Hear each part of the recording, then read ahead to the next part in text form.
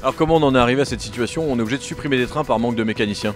Alors c'est des erreurs qu'on a fait dans le recrutement dans les dernières années, hein. C'est des erreurs qu'on a fait il y a 3 ans. On n'a pas assez recruté de mécaniciens.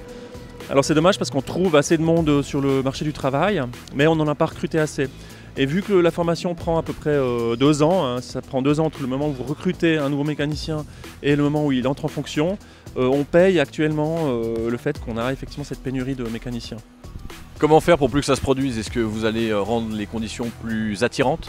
Oui, alors on va apprendre de nos erreurs. Tout d'abord, on a vraiment renforcé les recrutements qui sont en continu maintenant. On va faire en sorte qu'on ait un léger sureffectif dès que possible dans les prochains mois, les prochaines années.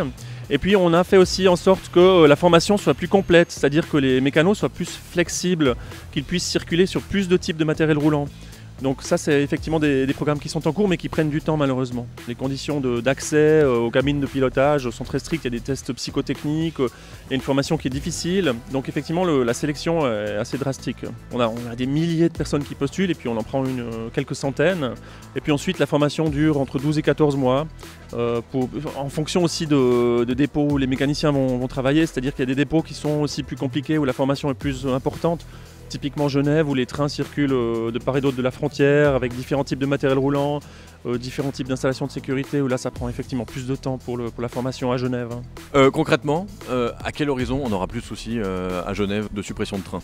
Alors la situation va peu à peu s'améliorer, avec 30 nouveaux mécanos qui commencent en octobre. Dans toute la Suisse, c'est 200 nouveaux mécanos dans les 6 prochains mois.